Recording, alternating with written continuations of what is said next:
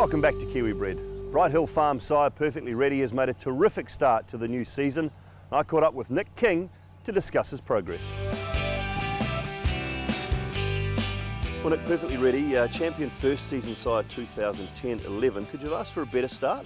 For us to stand the horse here and for him to be leading first season sire at Premier Sale at Karaka was a phenomenal achievement and something that we really enjoyed. And again, like him being champion first season sire, these are the things we aim for when we stand stallions. So to have that success and have that success for our clients who support the horse, it's fantastic and it's what we aim for. And he did it very dominantly as well. He produced 6 individual winners and a number of very, very good stakes horses as well. So yeah, less than 12 months ago he had that crown, and you know, it's a great thing. It's what we do with stallions, trying to achieve those milestones and win those grades. So it was a fantastic achievement. You talk about those horses, Brackenwood, Ready Steady, Queen Bodisha, there's some nice pedigree coming through there. Absolutely, and BJ Bell, it revolves an awful lot on the strength of mares that come to the horse every year, and he gets really quality mares, and that helps when you get to that end. Then on the track it produces superior horses. Oldest progeny are now 4-year-olds. Are they going to continue on with it this season? Because last season was a little bit quiet, so is that what you're hoping for? Absolutely. I think in some ways perhaps the wet spring tripped us up. The progeny of Perfectly Ready don't seem to like the heavier tracks, and a lot of these early 3-year-olds like BJ Bell and those appeared very early in the year and perhaps then went amiss for the year. The winners continued to come all year. He had a fantastic year with the number of winners. He had, he equalled Keeper's number of 3-year-old winners last season. He had more than Thorn Park or Bachelor Duke. So that's just giving you an idea of quality horses that he was keeping a pace with that. But I think definitely as they turn 4, like any stallion that stands in New Zealand, you're going to get a boost. The progeny obviously run quite early. Is there, I guess, a little bit of a worry that sometimes they get pushed too hard too early? Oh, I think so, and I think if you look at the second crop of Perfectly Readies, they weren't pushed as hard. It was very easy to understand, you know, the beginning of that first crop of 2-year-olds produced such really quick horses that everybody thought, well, this is a good go, we'll have a go. And being a son of More Than Ready with that speed factor that he had himself, it was an obvious thing to do. But I think definitely if, the little bit of patience is paying off. You know, he's already had at the beginning of the year now, he's already had 2 3-year-old winners from that second crop. And I think we're going to see plenty of that as the time goes on, because they have been more patient with the next crop. The trainers describing his stock, what are they talking about? What are they looking at? Very much so now that they've got the second and third crops coming through. They love them. They're very good doing horses, lovely, confident, relaxed horses, and they do very well in the yards. And I think very much so as they've turned 4, a lot of them have said they needed the time. So I think definitely we could have a lot of impact on the track this year. Physically in his stock, what do you see? I think that they're just lovely mid-sized horses, very balanced horses and athletic horses, and this opens the opportunity for some of them to come a little bit earlier. And they have this great confidence and great temperament about them as well. So like himself, some of them are a bit flashy. They've got that lovely dark colouring about them, but they are lovely stock, and we enjoy working them here, and I know the trainers enjoy having them in the yards as well. Seeing him today, he's a ball of muscle. He still looks very good. Absolutely, and there isn't a day when he doesn't. He's just one of those really good doing horses. He's got that lovely jet black colouring from his father, More Than Ready, and there's a little bit of Dane Hill about him physically as well. He's a real character, very, a horse that does well continuously. So as I say, he's a very appealing horse physically and very athletic, and I think that's what the breeders like.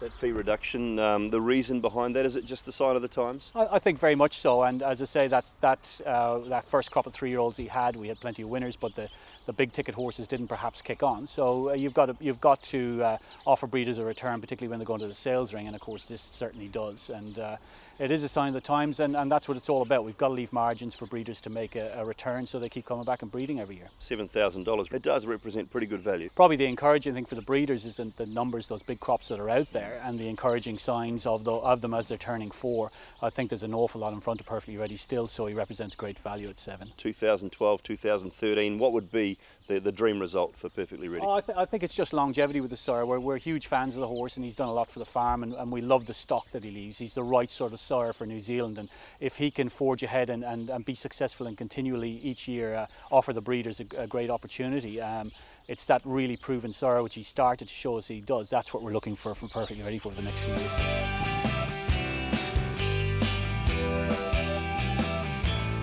Perfectly Ready looks in terrific order and certainly knew how to put on a good show for our Kiwi Bred cameras. Now it's time to head up to Asia with New Zealand Bloodstock's Mike Kneebone.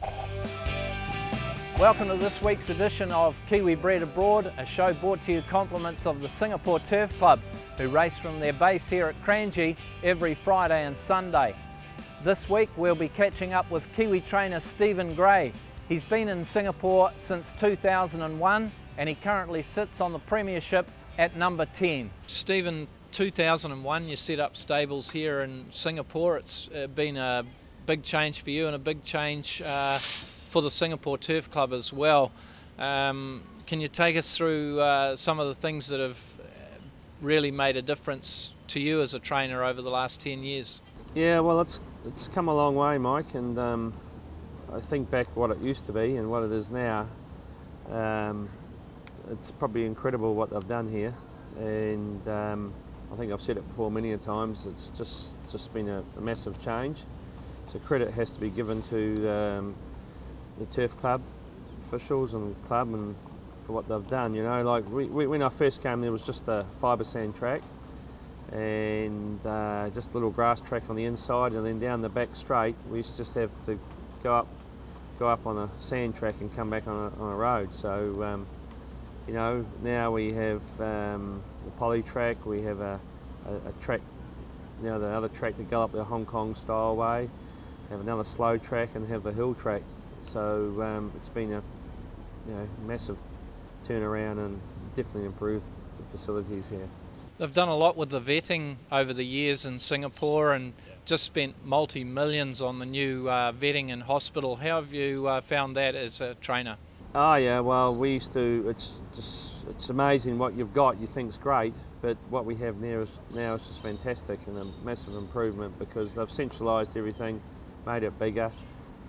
It's more relaxing for the horses, more relaxing for the vets, more relaxing for their staff, and it works. It's great. And but of course the club's expanded on numbers too, so they've had to expand that, and they've got most things right.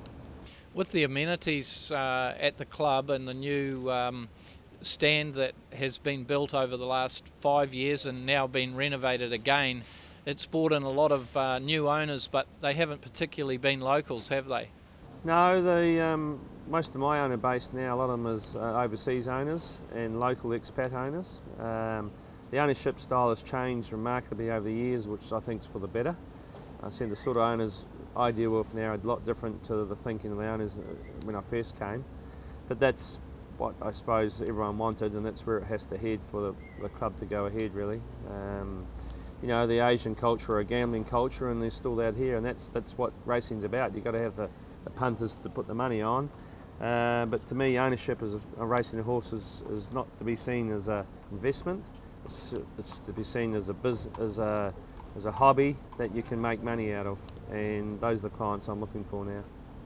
The premiership as it stands at the moment, with a couple of months of the season left to go, you're sitting on 10th. You'd be pretty happy with that. Once again in the top 10 trainers at Kranji, a great effort. Yeah, no, we're doing pretty good. You know, I haven't got a superstar, but I've got a couple of horses that could get there, and superstars, Group 1 horses are hard to get, and you know, to get the people invest is not easy. I think people think there's money on trees out there and owners are plentiful. We haven't got that, and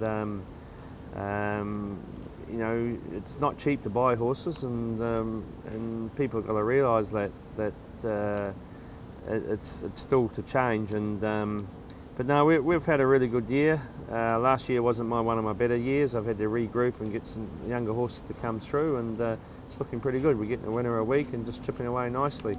But I could do with a good group horse, but that will come, and we'll get another one again soon. Horses from New Zealand coming up, you've seemed to have a good steady flow of those.